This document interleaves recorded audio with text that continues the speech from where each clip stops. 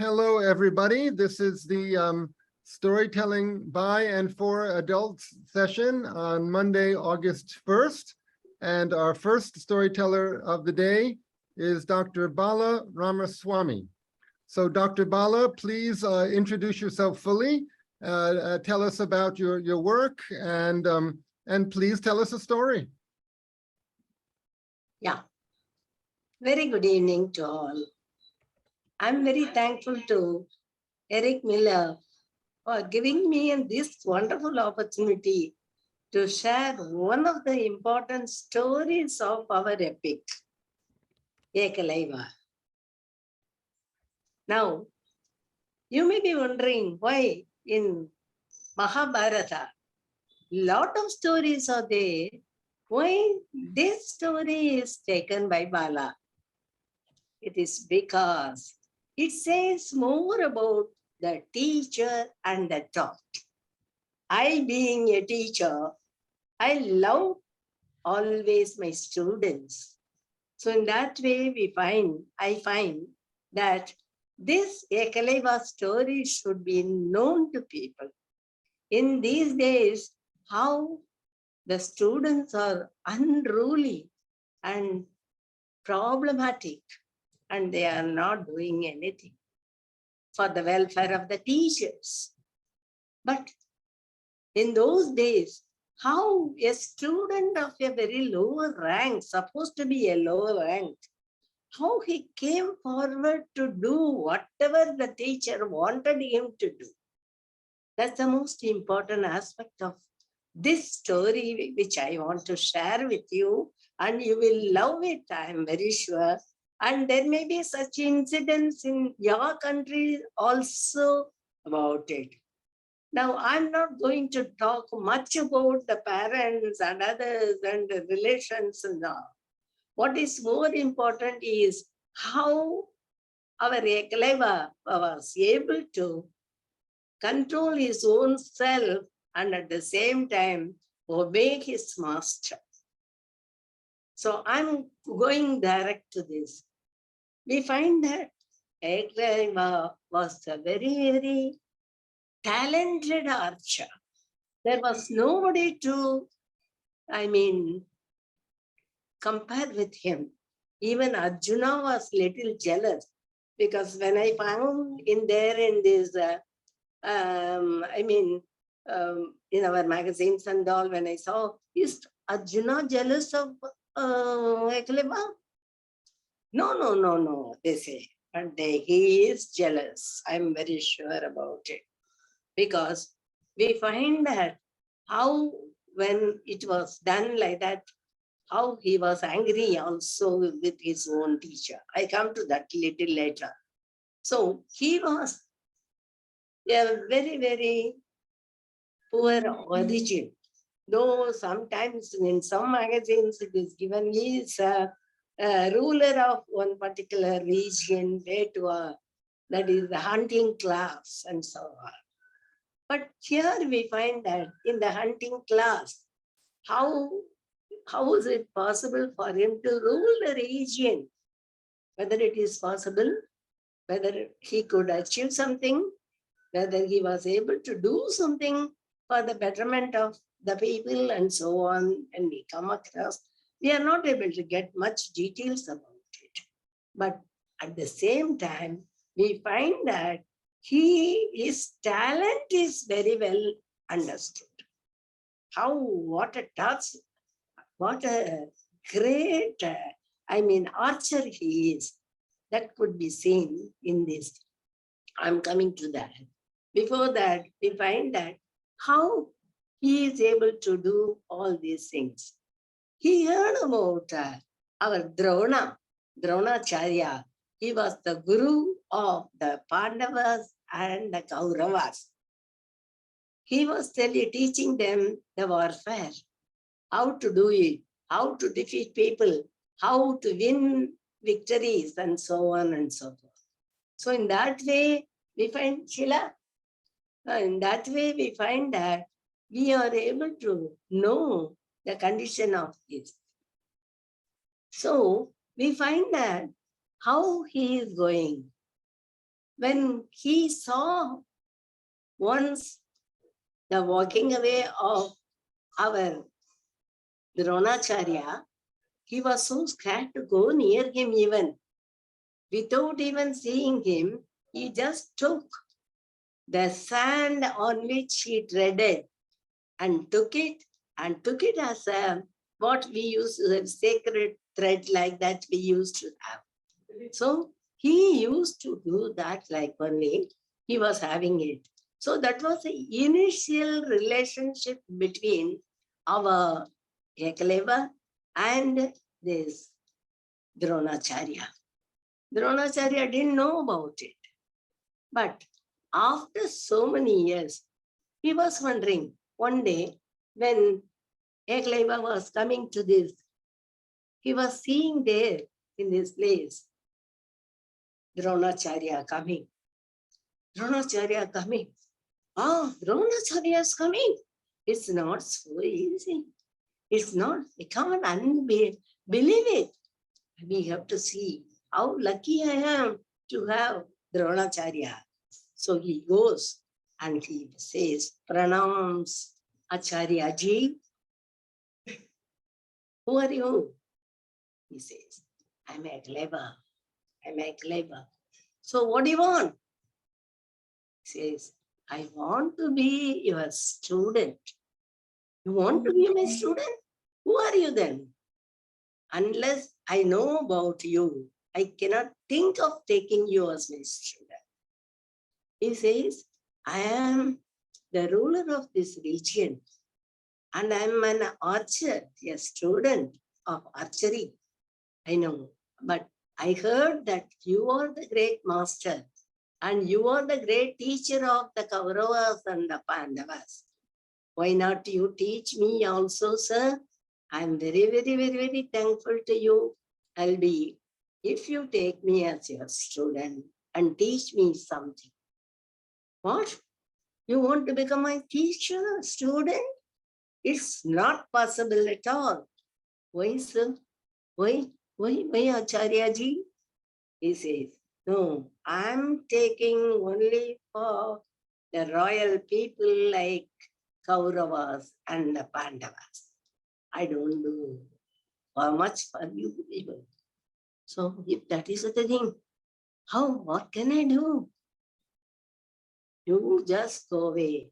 You have some confidence in you that you can do well. What we call in Tamil, Nambike.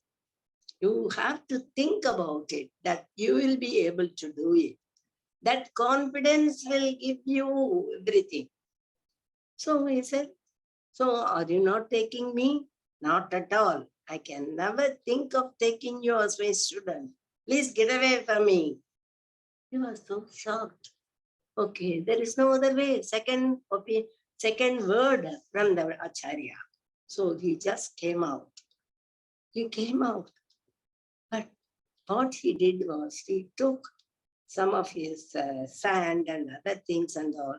He made a beautiful statue of his master and made it as a temple of learning. And then there he was doing it like this.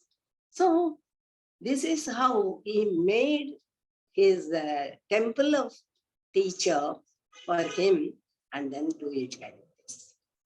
It was a very, very sacred thing. This is the second important aspect of it. The third one is the most important thing. You know what had happened? Here, he goes. All the time he is going for hunting and all. Nobody can equal Ekalaiva.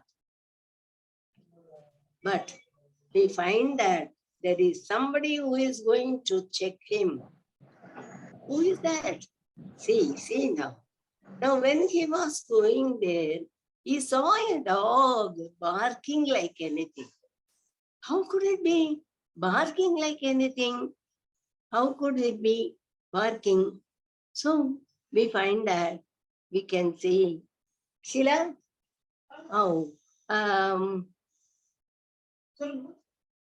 the barking wanted to be stopped.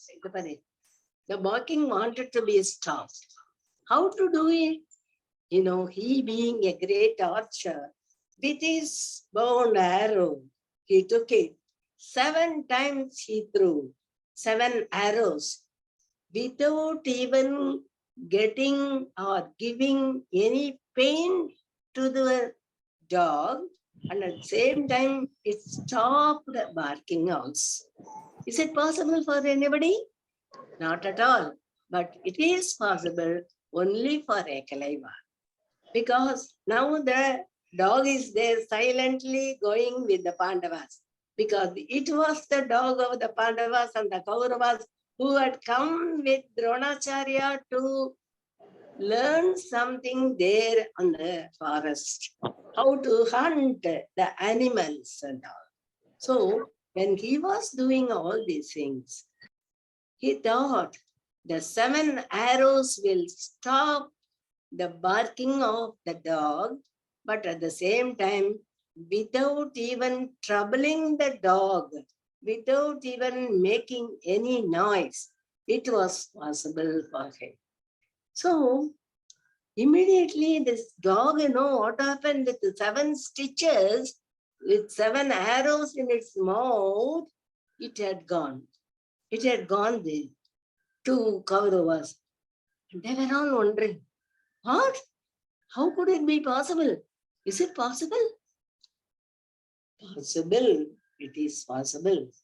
Because we find that who can do it? Who can do it? Go and search. Find out who had done it. So the soldiers went and then found that this very badly dressed our Ekalaiva, because he was so busily doing. Though he was a prince, he couldn't do anything nice, dress and all at the time because he was hunting. So he went there and they brought, who had done it? He asked. I did it. Come, our master wants to see you. Who is your master? Yeah, our master is Dronacharya. So he came. He came in a very humble way. He came. He came to the master and he said, pranams, pranams, pranams. So what is it? What do you want to do? How could you do that? How is it possible for you to do? No, I am able to do it, sir, with all your blessings. Who are you? Then do you know me? I don't know you much, but I know you. You are my master. You are my teacher. You are my guru. How is it possible? How is it possible?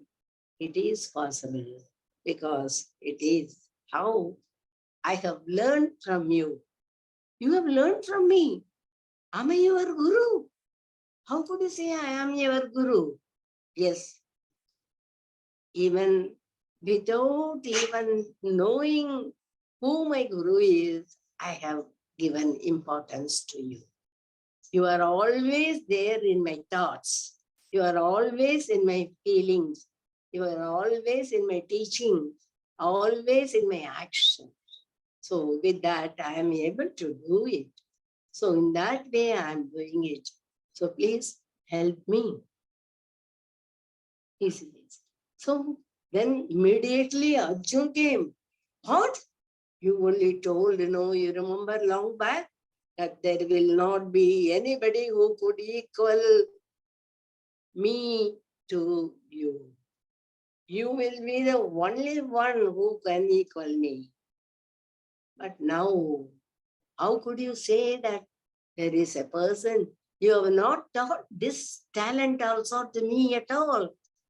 How is it possible for him to summon arrows to stitch his mouth without any problem?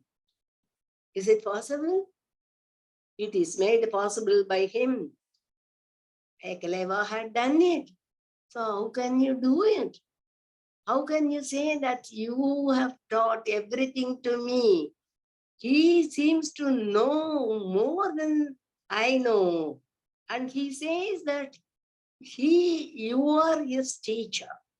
You are his teacher. You have never told that you have one student like this so far. How is it possible? So even he is not my student, even my dear boy. He says, but Arjuna didn't listen to him. He was so angry with his guru. He says, no, you must find a solution for it. Now, Dronacharya goes back to Ekalaiva.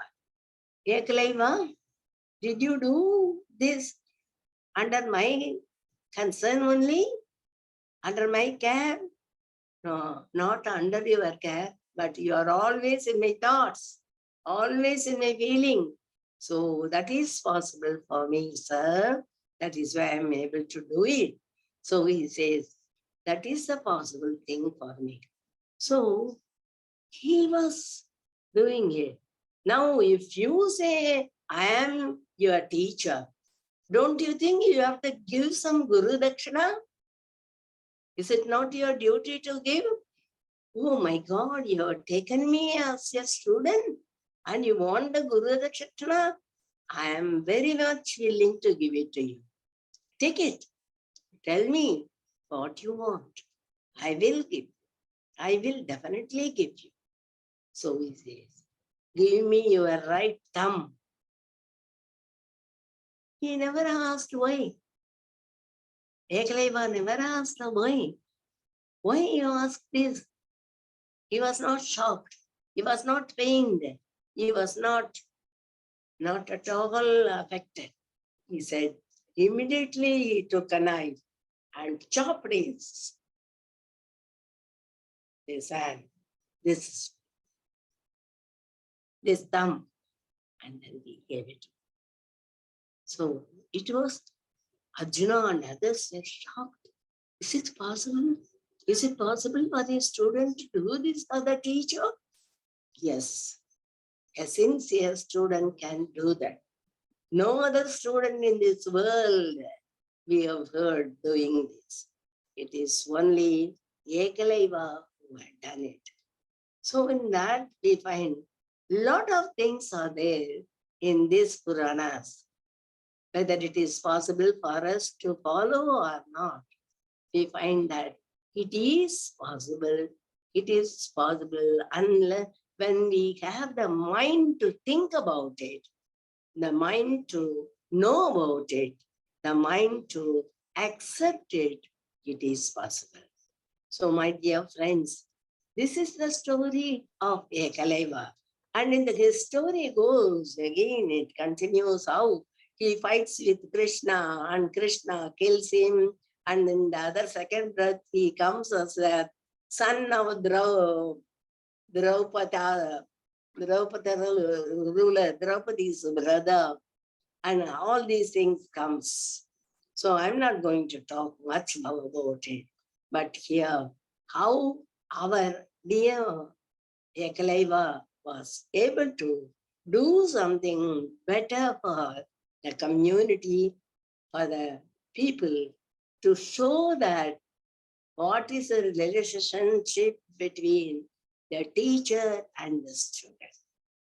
Friends, please remember that we have to respect our teacher and we have to do our best to all this. Thank you so much.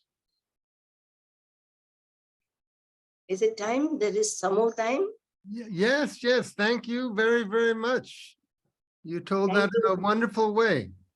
Thank you, Eric. But I have to ask you, you know, that is a story from long, long, long ago. In today's society, can we really expect a student to behave like that?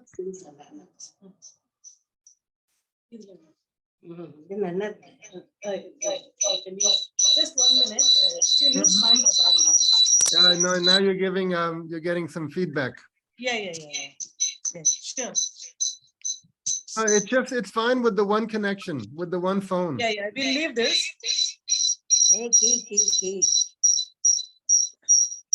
Uh, Fine, are you going you added now, please don't do it. Sheila, take away the phone and Mhm. just let Amma answer that question. Okay. He Is that- wanted to know, is it possible? I'll repeat the question. Hmm. He wanted to know whether it is possible in these days to find such a student. Okay, I see now. We have two connections from your place. Yeah. That's right. Switch. Okay. Sheila, if you can turn your microphone on. Your mic is not turned on. Okay. Yes. Now, okay, now Sheila, can you turn off? Can you disconnect with the other phone? Sheila, Or go into a Sheila? different room? Yes. Okay, yes. okay, Any good. question? Yeah, no, now it's okay. Yeah, well, so this is my question. Thanks, Bala. Yes, number one, can we expect a student to behave in this way now? And number two, really, do you approve of what the teacher did? No, not at all. I cannot. But there is an explanation given in some other part of this epic. Hmm, But why it is given like this? Why it was said Purva Janma Paba? They say Purva Janma. In the hmm, last Janma, we have done something for that. This is the punishment given to you. Ekalaiva, it is given. But whatever it is, the people like Dronacharya asking like this is something very, very painful. Painful, I will say. If I were a teacher, I would not have asked. I would have given something to my student. hmm. Yes? But many people feel that we should not criticize a senior teacher like Dronacharya. They don't want to say anything bad about him, even if they have some doubts about what he did. Many people, out of respect to the Mahabharata, they will not give voice to any doubt. Well, No, what do you it's not the question of, criticizing the seniors and all. Even why seniors themselves have behaved like that, I feel like that way. Hmm. I feel that way. Why seniors behave like that? Why should they? Can't they be nice to the student who had been so sincere, who has been asking you again and again, I'll be a student, I'll be a student. But you are not doing that, but instead you punished him. Whatever may be the Purva Janma Paba or anything, whatever it is. How could you do that? That's not expected of a great person like Dronacharya. Okay. That's how I feel. Okay, but your story is about the student, not about the teacher. You really feel that a student should, even if the teacher is asking something, for an archer to cut off his thumb, that means he will no longer have the same skill in archery. So if a teacher asks for something like that, you really feel it's correct for the student to give it? No, the thing is, if the thumb is gone, that archery is gone.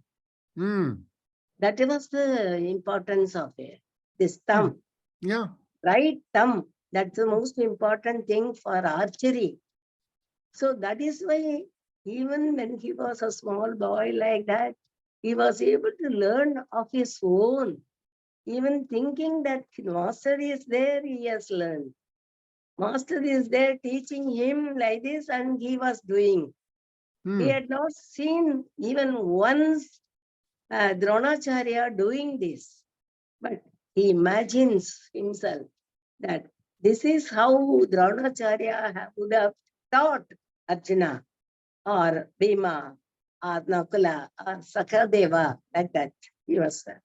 This is how he was thinking and doing it. And see, you must understand such a talented person like Ekalaiva.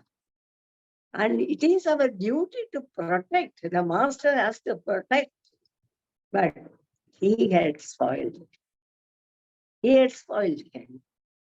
That's how I was feeling. I may be selfish. I may be selfish. I may be partial, but still I feel that. But I don't know. I think I have mixed feelings because you know, a human being sometimes is not perfect. And if a human being is not perfect and makes a mistake and asks for something that is too painful, maybe we should not agree. That's how I feel.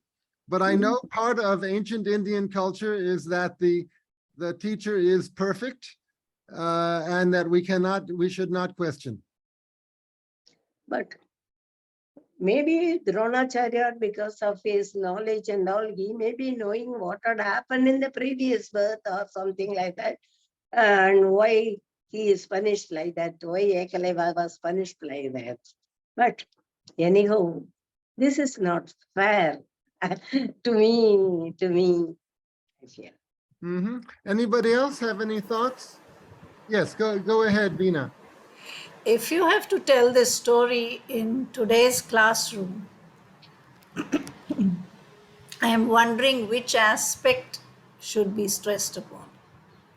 I'm a Veena. preschool, primary school teacher myself. Oh, I also go to the NGOs and do voluntary teaching. But I mean, I know this story. I'm not sure if I will tell this story because in today's, yeah, it's open to anybody actually from another culture, I would prefer. Um, what is what, your is, opinion? what What is is the aspect that we should bring out? what is your opinion, Veena? Well, I come from this culture, so I know that we revere the teachers, right? And we think they are all knowing. But in today's world, I mean, I find my students asking me a question and I say, I don't know, Google it. And Google may not be correct. That is besides the point. But revering a master is one thing. This shows total. I don't know if it's partiality on the Dronacharya's mind, because he was employed, so to say, by the royals, so he had to protect them, which are the Pandav princes. So he could not probably take another student and teach him equally. May I say something Yes, please. to add on to this? Sareka, then Hannah. Go ahead. Do we have do we have time or can I? Go ahead, Sareka. Oh, well, I feel all stories are metaphors. So it doesn't matter how old they are. You can bring it back, you can bring it to this age and time. So if you look at the core of that story, it's, talking about somebody you revere, somebody you thought was perfect, but then, turned out to be not the person that you thought that, he was.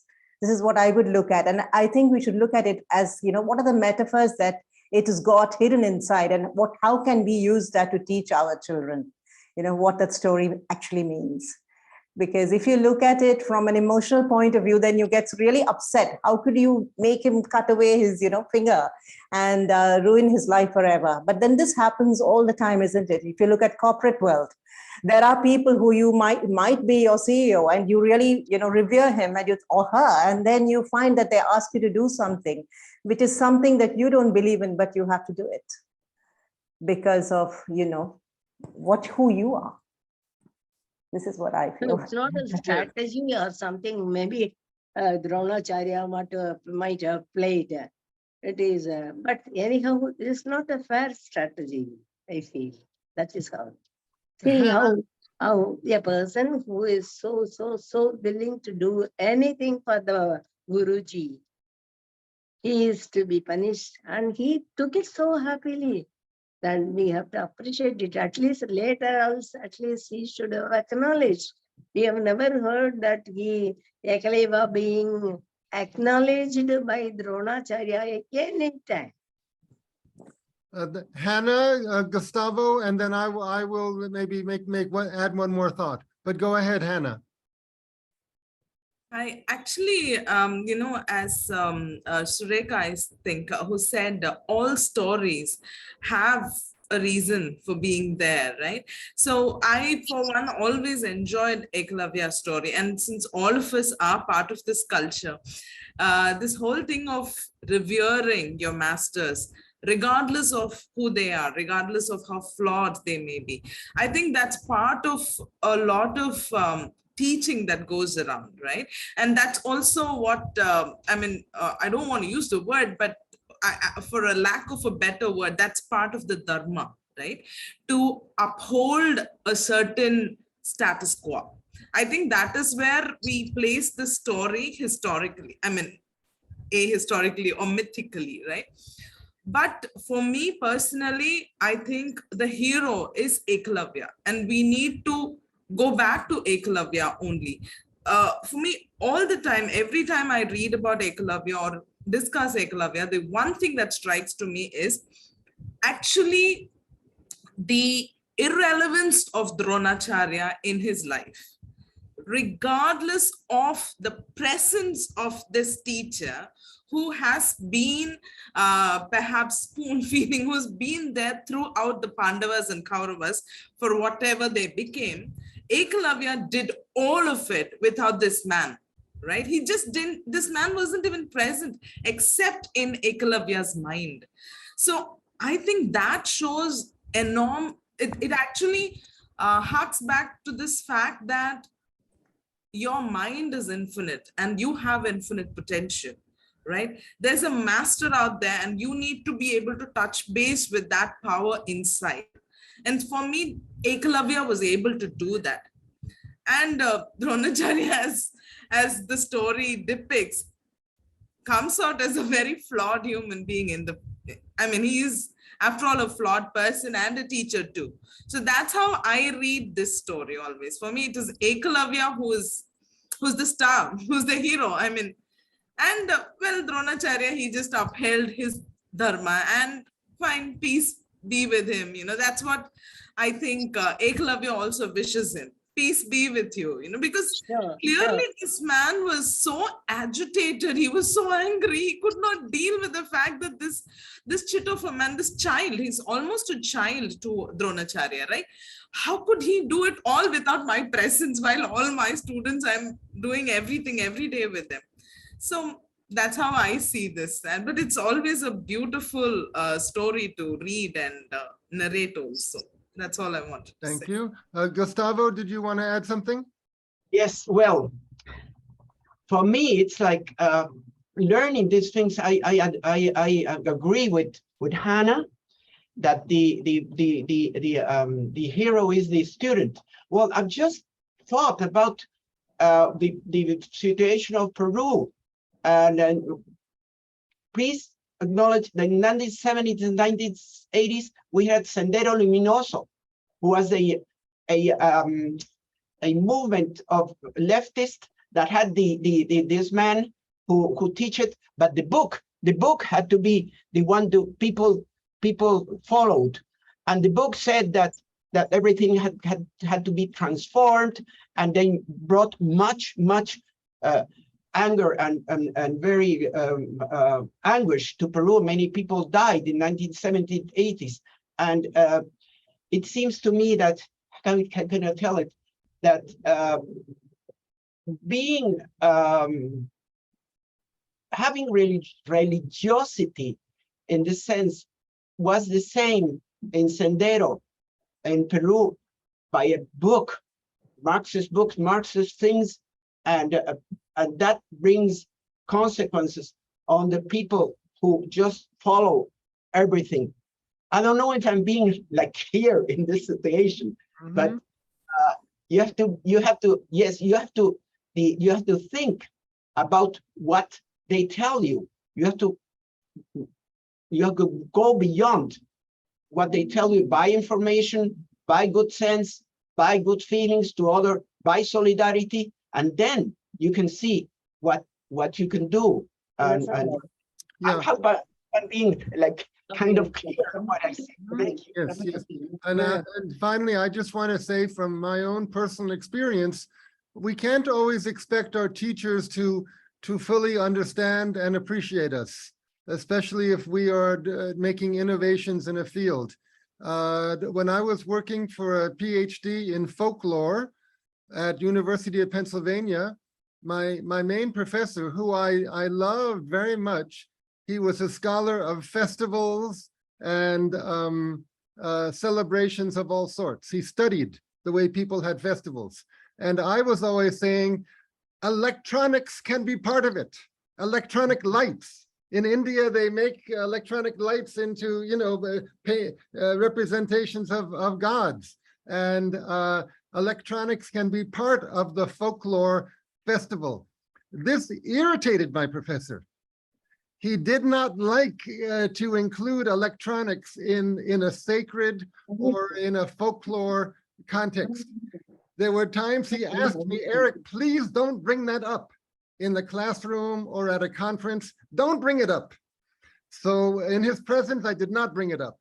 But finally, it was I feel it was a limitation on his part. Okay, anyway, thank you very much, Dr. Bala. That was wonderful. Thank you. Thank you.